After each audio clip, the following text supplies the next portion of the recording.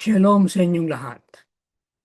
Ang Diyos ay Espiritu at ang mga sumasamba sa Kanya ay dapat sumamba sa Espiritu at katotohanan.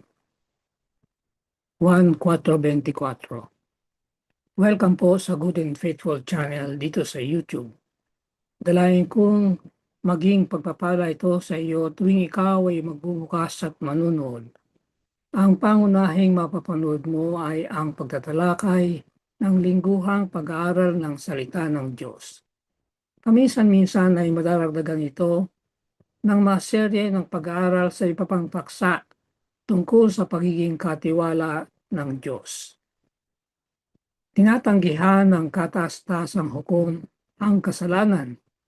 Ikaw din ba? Mga leksyon ng panampalataya mula sa Josue. Bago tayo pumalaot ay manalangin muna tayo. Nagtitiwala kami ng buong puso sa inyo, Panginoong Diyos. Ama namin sa langit at hindi nanalig sa aming sariling karunungan, kundi sa pangunguna ng inyong banal na Espiritu. Amen. Panglimang leksyon, ipaglalaban ka ng Diyos.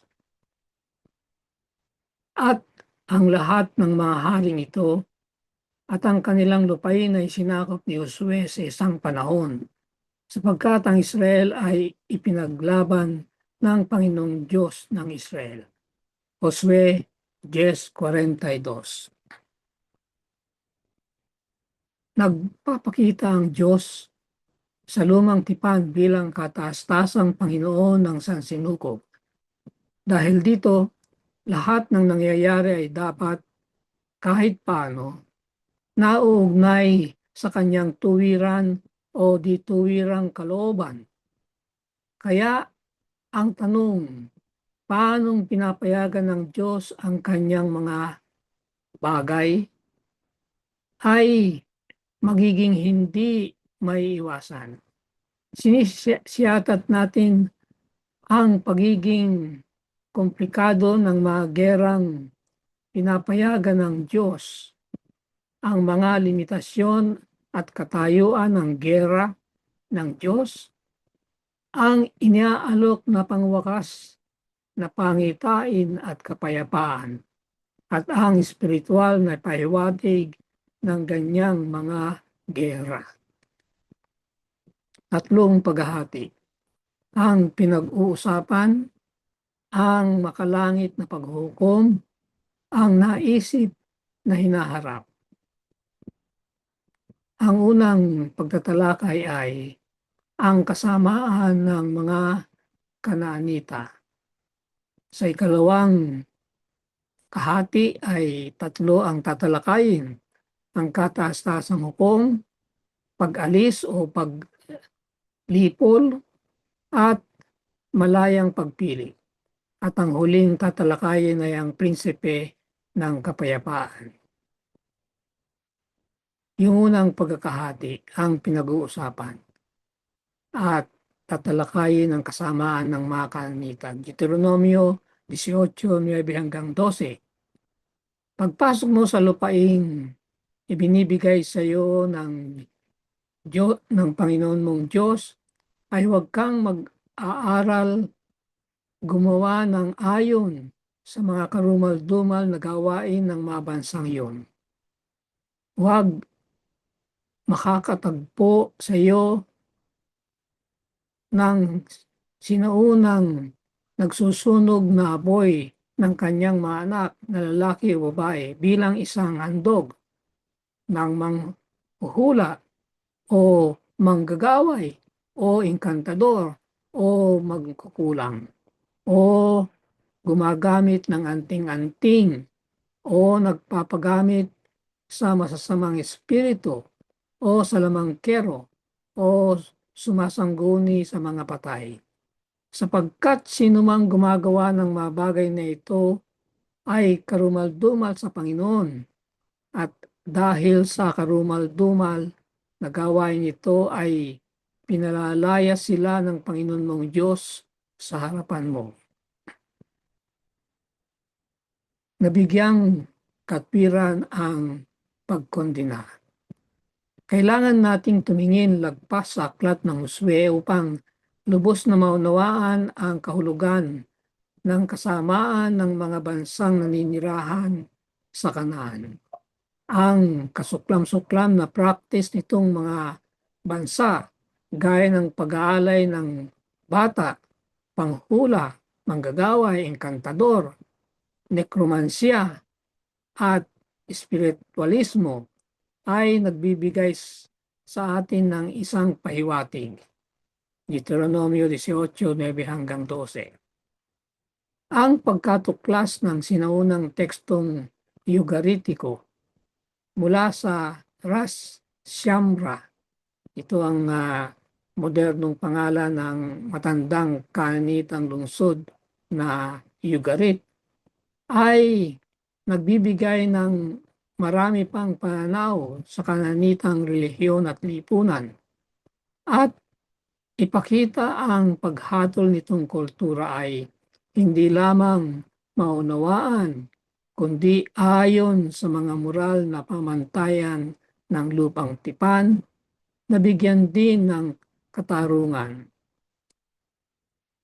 Banal na prostitusyon, iniaalay ang panganay.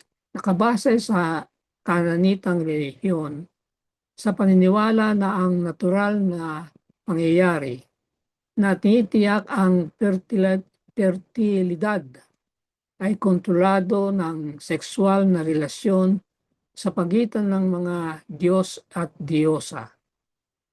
Ibig sabihin, ang fertilidad ay bunga ng pagtatalik ng mga Diyos at Diyosa.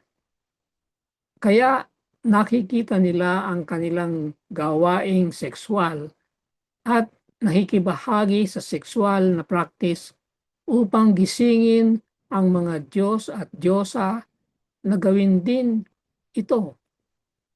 Kasi ang fertilidad ay bunga ng sexual na relasyon ng mga Diyos at Diyosa.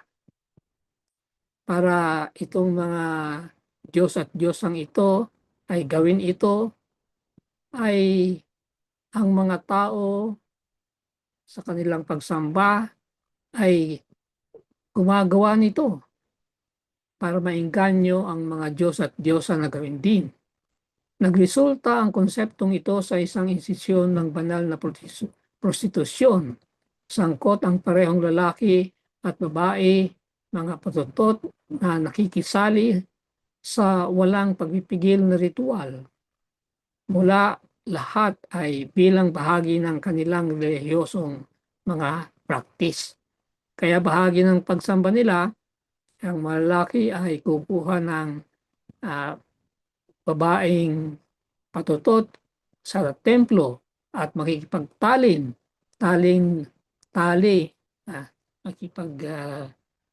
sexual para maengganyo ang mga Diyos at Diyosa na gawin din yun.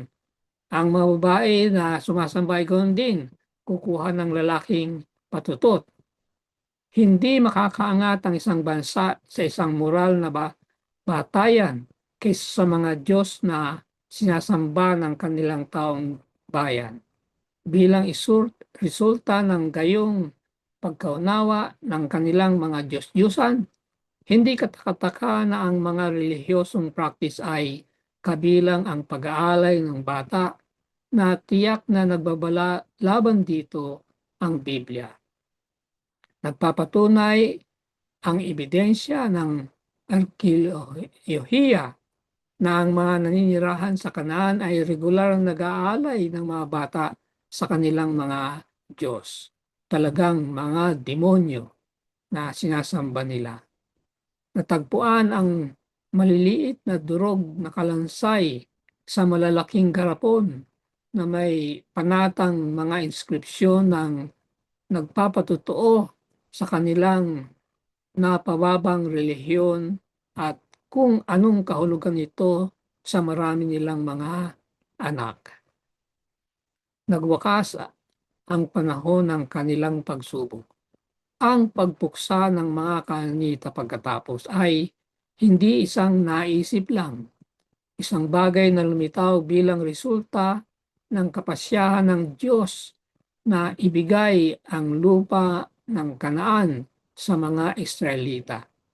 Ipinagkaloob sa mga naninirahan ng Kanaan ang isang panahon ng pagsubok, isang panahon ng karagdagang awa, sa panahong meron silang pagkakataon na matuklasan ang Diyos at ang kanyang karakter sa pamagitan ng sakdal na mga patriarka na nanirahan sa gitna nila. Nasa kanila ang pagkakataon, subalit malinaw na nilustay nila ito at nagpatuloy sa kanilang kakilakilabot ng mga practice hanggang ang Panginoon sa wakas ay kailangang ihinto ang mga ito. Pangalawang pagtatalakay. Una, ang katastasang hukom. Henesis 18:25. Malayong gagawa ka ng ganito na ang banal ay iyong patayin kasama ng masama. Ano pat ang banal ay makatulad sa masama. Malayong mangyari yan. Di ba gagawa ng matwid ang hukom ng buong mundo? Hindi maaring payagan ang kasalanan. Ang kabanalan ng karakter ng Diyos ay nangangahulugan na hindi mapapayagan niya ang kasalanan. Siya'y matiisin. Gayunman, kailangang anihin ng kasalanan ang pangwakas nitong kahihinatnan na ang kamatayan. Roma 6:23. Ipinahayag ni Yahweh ang gera laban sa kasalanan, maging sa Israel o sa mga Kananita. Hindi pinababanal ang Israel sa pamamagitan ng pakikilahok sa mga banal na gera, higit pa sa ibang mga bansa ay magiging ganon. Kahit kapag sila'y magiging ang paraan ng paghukom ni Yahweh laban sa pinili niyang bansa. Ibig sabihin, pagdating sa kasalanan, ang Israel ay hindi ligtas sa puot ng Diyos. Naiiba mula sa ibang sinaunang malapit sa silangang tao. Naranasan ng mga Israelita ang pagbaliktad ng banal na gera nang ang Diyos ay hindi lalaban para sa kanila kundi laban sa kanila. Pinahihintulutan ng kanilang mga kaaway upang paglupitan sila. Makikita natin yan sa aklat ng mga hukom. Itinatag ang karunungan ng Diyos ng banal na gera. Ang buong konsepto ng banal na gera ay maaaring maunawaan lamang kung ito'y makikita sa liwanag ng gawain ng Diyos bilang hukom. Kapag nakikita ng ganito, ang mga gera ng pananakop ng Israel ay kukunin ang isang ganap na naibang katangian sa kaibahan sa imperialistikong mga gera na ng pagpapalaki sa sarili, napakakaraniwan sa sinaunang sanlibutan at sa atin ngayon. Ang mga gera ng Israel ay hindi sadya upang gampanan ang kaluwalhatian para sa kanila, kundi upang itatag ang karunungan at kapayapaan ng Diyos sa lupain. Dahil doon, sa puso ng pangunawa sa konsepto ng banal na gera ay tumatayo ang konsepto ng paghahari at soberanya na nakataya ang paglarawan ng Diyos bilang hari o bilang hukom. Ang Diyos ay isang mandirigma, hukom at hari. Si Yahweh bilang mandirigma ay isa na bilang isang hukom ay nakatuon sa pagpapatupad nagpapatatag at nagpapanatili ng tuntunin ng kautusan na inaaninag ang karakter. Ang larawan ng Diyos bilang mandirigma katulad ng isang hukom at hari, iginigiit na si Yahweh ay hindi papayagan ang rebelyon laban sa kanyang naitatag na kaayusan magpakailanman. Dahil doon, ang isa'y maaaring pagtibayin ng mithin ni Yahweh sa kanyang aktibidad ay hinding-hindi gera mismo o tagumpay mismo, kundi ang muling patatatag ng katarungan at kapayapaan. Sa wakas, upang humatol at upang makipaggera o upang maghatid ng katarungan ay ang parehong bagay kung ang Diyos ay ang paksa ng aksyon. Isipin ang Diyos bilang isang makatarungang hukom na hindi masusuhulan ni maimpluwensyahan sa pamagitan ng pagtatangi. Paano nga isang Diyos na hindi walang katapusang papayagan ng kasalanan, pang-aapi, ang pagdurusa ng inosente, at ang pagsasamantala ng inaapi ay mahalagang bagay ng Ebanghelyo? Pangalawang pagtatalakay, pag-alis o paglipol, Exodo 23:28-30. Aking susuguin sa unahan mo ang mga putakti na magpapalayas sa Heveo, sa Kananeo at Heteo sa harapan mo. Hindi ko sila papalayasin sa harapan mo sa loob ng 1 taon. Baka ang lupa'y maging ilang at ang mababangis na hayop ay magsidami laban sa iyo. Unti-unti ko silang palalayasin sa harapan mo hanggang sa ikaw ay dumami at manahin ang lupain. Yan ang modelo na nakita natin nakaraan. Ang Diyos ang kikilos. Ang orihinal na layunin para sa mga Kananita.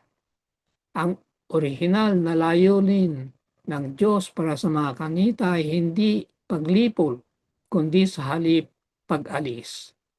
Ang isang pagsusuri ng mga sipi na inilarawan ang paraan ng Israel ay mayroon upang maging sangkot sa mga labanan ng pananakop na ginamit na mga termino na nagsasalita tungkol sa pag-aalis, pagtatapon at pag-aksaya na isagawa laban sa mga naninirahan sa lupang pangako.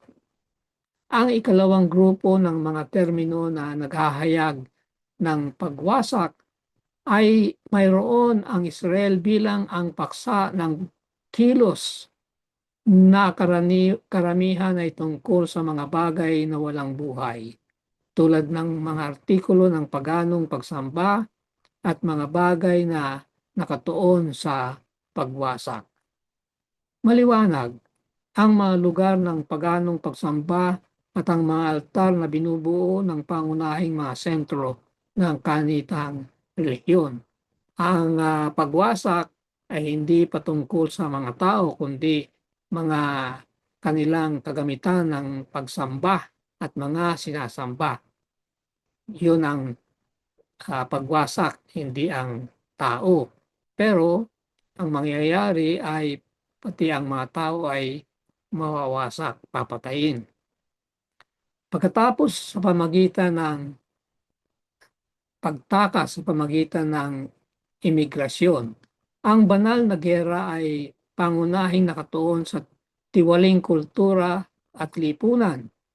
Upang maiwasan ang kontaminasyon, kinakailangang wasakin ng Israel ang lahat ng nagpapalaganap ng katiwalian.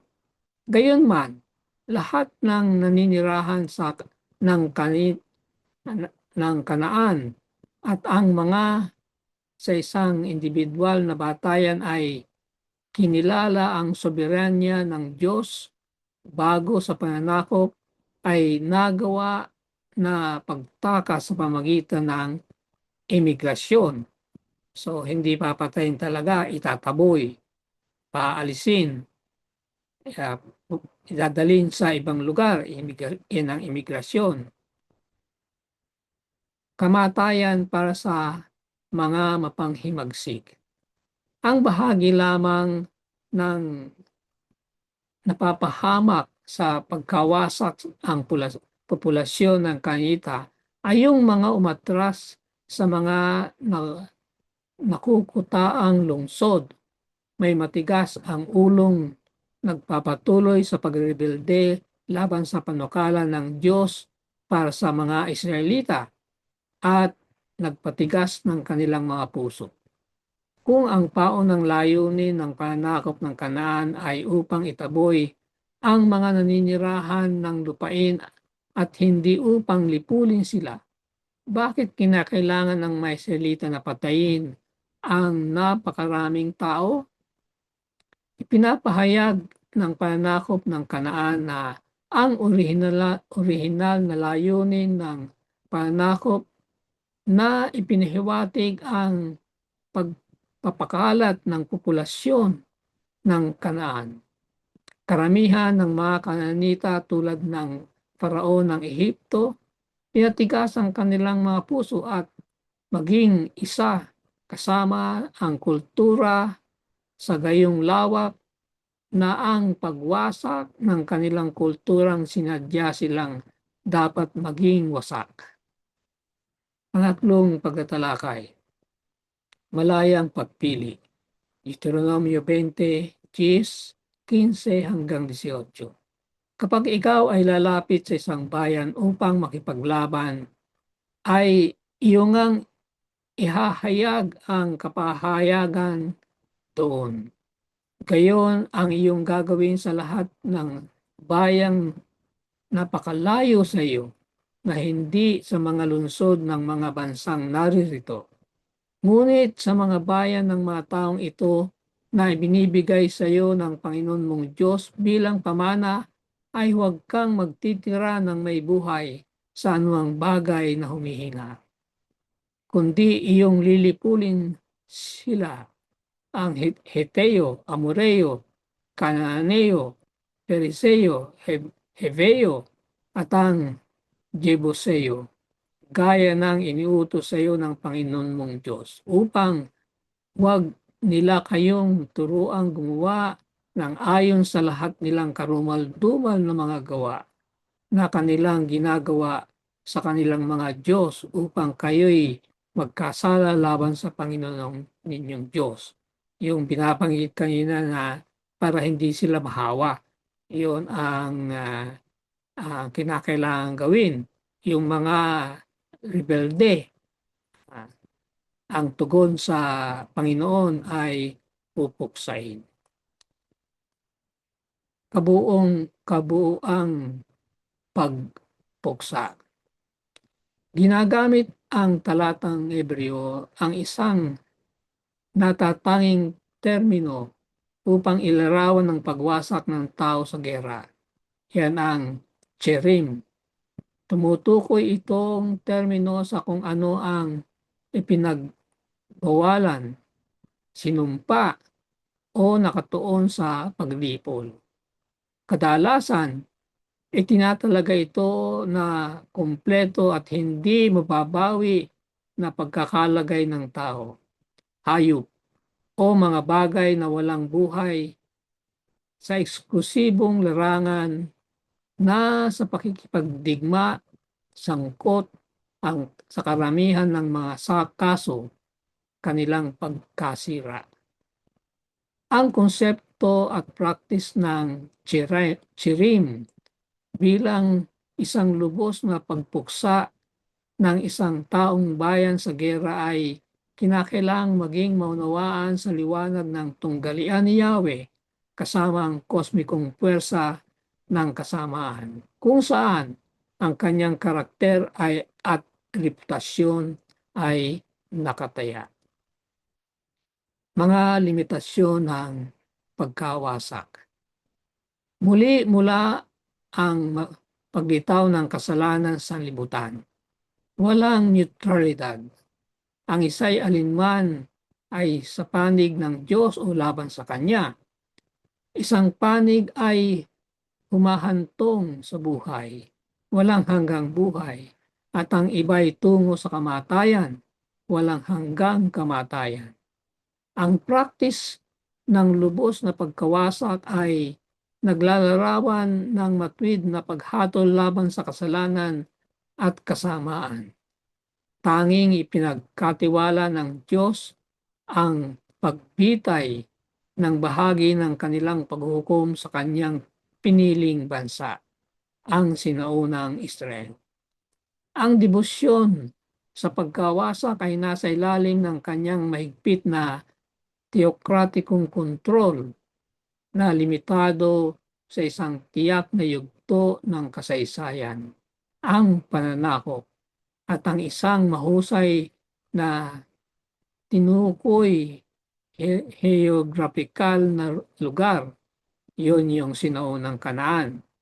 Tulad ng nakita natin sa pag-aral kahapon, ang mga napailalim sa pagbabawal ng pagkawasak na patuloy na nagre-rebelde laban sa layunin ng Diyos at sinuway sila, alinmay hinding-hindi nagsisisi.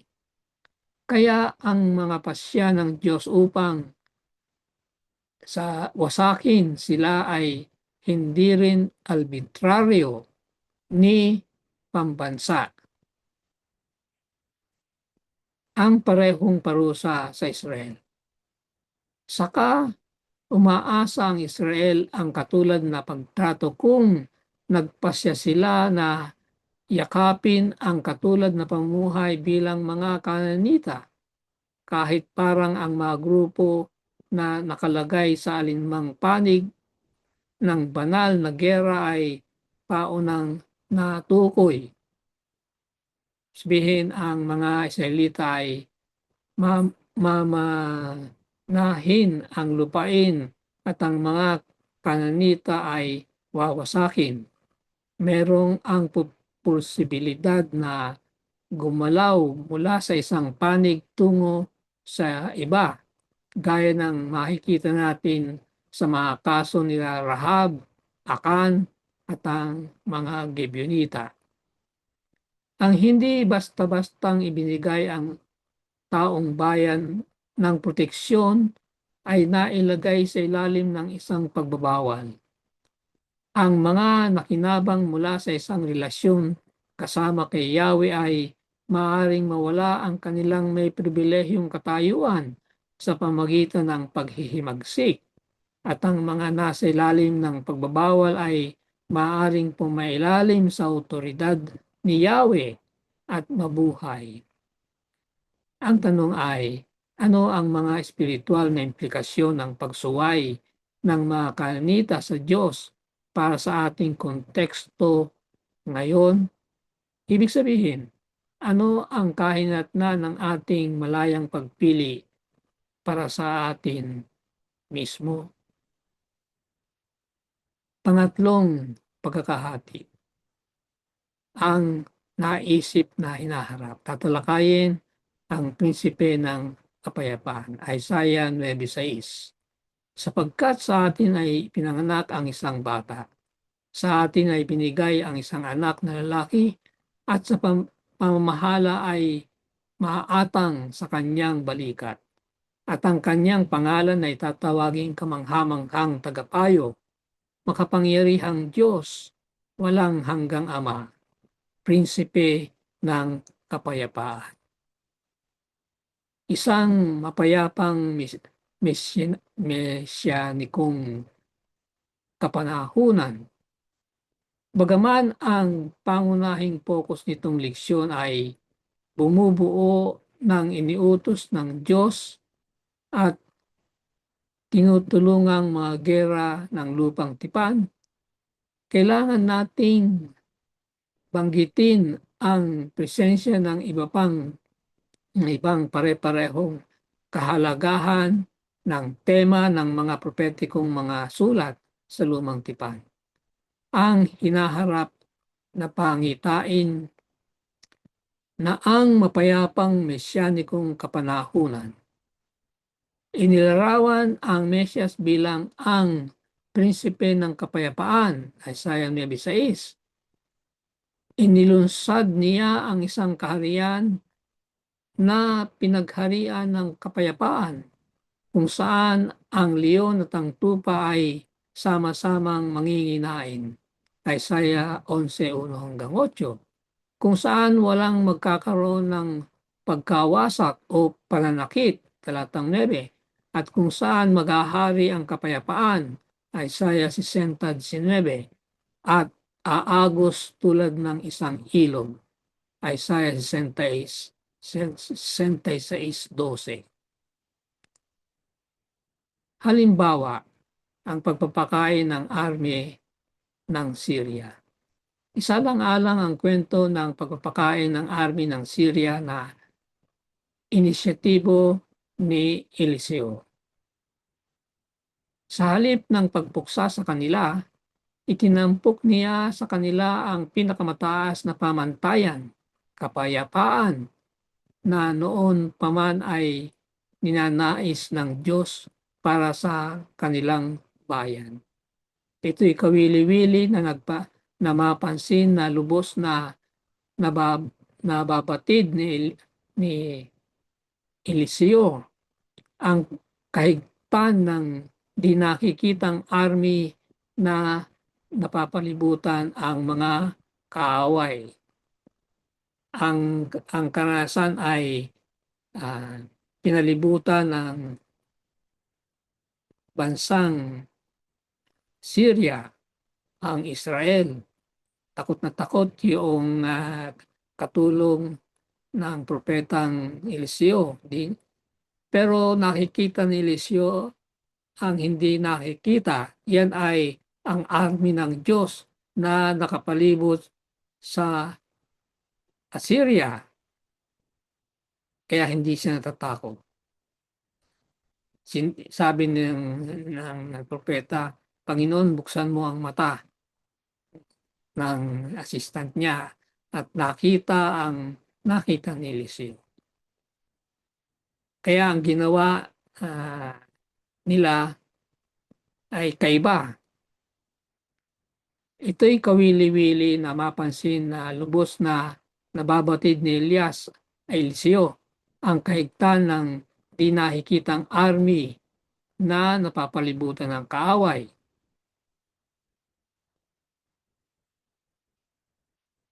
Pangwakas na mithiin, walang hanggang kapayapaan.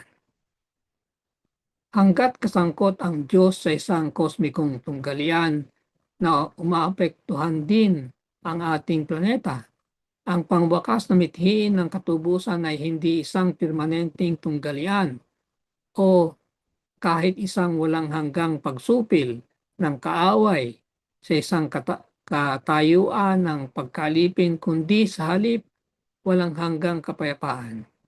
Samantalang magbubunga ang karahasan ng karahasan, ang kapayapaan ay magiging sanhi ng kapayapaan. Ibig sabihin, isipin ang tungkol sa mga paraang magagawa natin sa pamamagitan ng paghahangad na tularan si Jesus ay magiging maahente ng kapayapaan. At tanong, paano ang iyong sariling buhay ngayon na sa anong mga paraan, sa anumang tunggaliang maaari mong harapin, maaari kang maging isang ahente ng kapayapaan sa halip ng tunggalian? Huling panalita. Ang Diyos ay banayad sa pagkagalit. Binigyan niya ang masasamang bansa ng isang panahon ng pagsubok upang sila'y maging nakakaalam sa Kanya at ng Kanyang karakter. Ang mga nagpapawalang bisa sa kautusan ng Diyos ay susulong mula sa isang antas ng kasamaan tungo sa isa pa. Ang mga anak na magmamana ng diwang mapanghimagsik ng kanilang mga magulang ay gumagawa ng higit pa sa kanilang mga ama bago sila hanggang sa puot ng Diyos ay babagsak sa kanila. Hindi mas mababa ang parusa dahil naantala. Bagamat ang mahaba ang pisensya ng Diyos, ang kanyang parusa ay hindi maantala. Sa kabila ng kanyang pakikibaka para sa atin, anong tugon ang meron tayo? Ano ang sa akin? Ano ang sa iyo? Dalangin ko para sa iyo. Sa ngalan ng ating Panginoong Hesus, ang commander ng army ng Panginoon, dalangin ko na sa iyong desisyon ay upang maging nasa kanyang panig at maging kanyang kakampi sa malaking tunggalian sa pagitan ng mabuti at masama.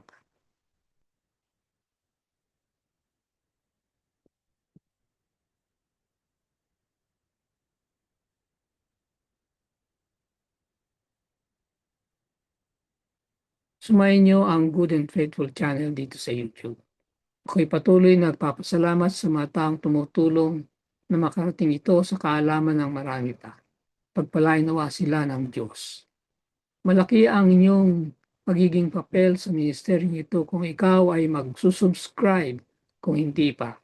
At kung naging pagpapala ito sa iyo ay mag-share at mag-like. I-click na rin ang notification bell upang kaagad ay malaman mo kapag may bagong video. Ang PowerPoint presentation ay makukuha rin bilang kapag hiningi sa aking messenger account. Maraming salamat. Makita tayo sa susunod na linggo.